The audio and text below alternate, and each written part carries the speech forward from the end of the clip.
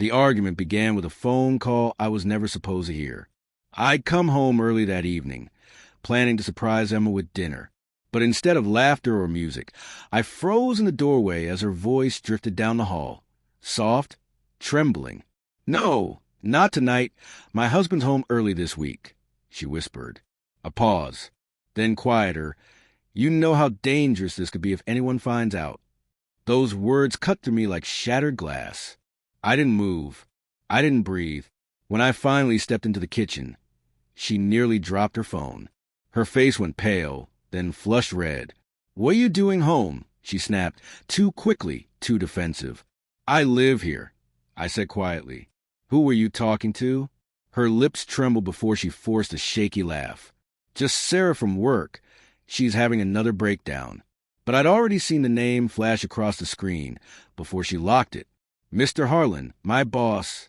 The rest of the night, she floated around me like a ghost, too calm, too careful. I tried convincing myself I was imagining it, that Emma couldn't betray me, that the woman who once held my hand through every storm couldn't possibly lie to me now. The next morning, I walked into the office wearing a smile that didn't reach my eyes. Mr. Harlan greeted me as he always did. Confident, charming, that polished grin that could sell guilt as grace. His wife, Victoria, was there too, dropping off documents. She was elegance in motion, composed, watchful, with eyes that seemed to catch everything. Later that day, I saw Emma waiting by his car near the parking lot. Her hand brushed the sleeve. He leaned in, too close. That night, I said nothing. But the silence between us wasn't empty anymore. It was loaded. 2 days later came the company's annual dinner. Emma insisted we attend together. The tension between us had hardened into something fragile but poisonous. She smiled too brightly, laughed too loudly, and kept checking her phone. But it wasn't me who noticed first. It was Victoria. Victoria had a presence that could silence an entire room without a word.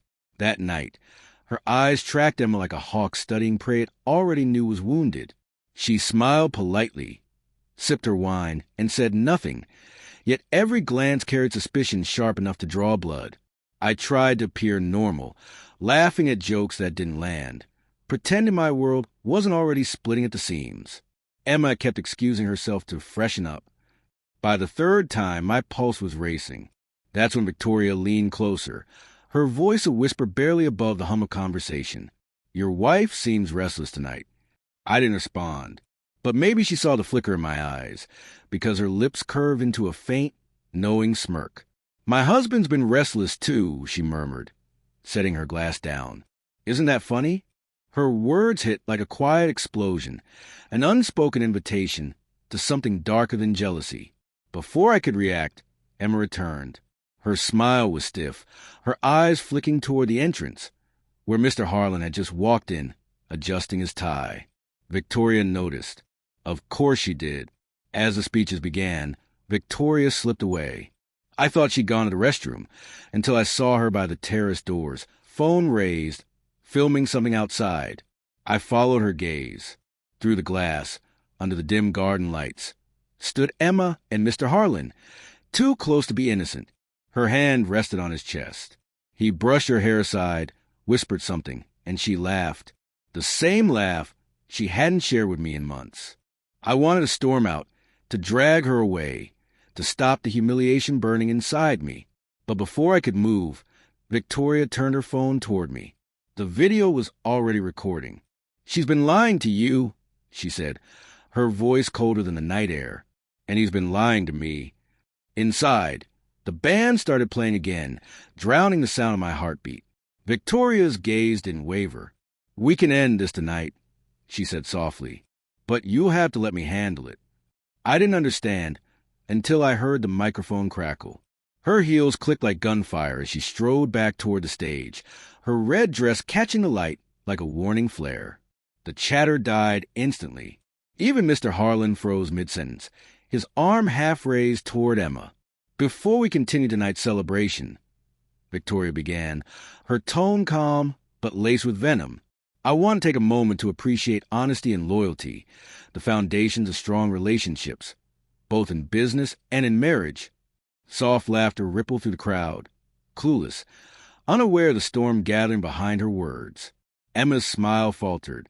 Mr. Harlan's jaw tightened, and I realized exactly what was coming. And since transparency is such a rare gift these days, Victoria continued smoothly, "I'd like to share something beautiful I discovered outside." She turned toward the massive screen behind her. One click. The video began to play. Gasps tore through the room. There they were, Emma and Mr. Harlan, illuminated by soft garden lights. Her laughter, his hand on her hair, every betrayal captured in pixels and sound. Emma's face went white. She stumbled forward. "Stop it. Please stop."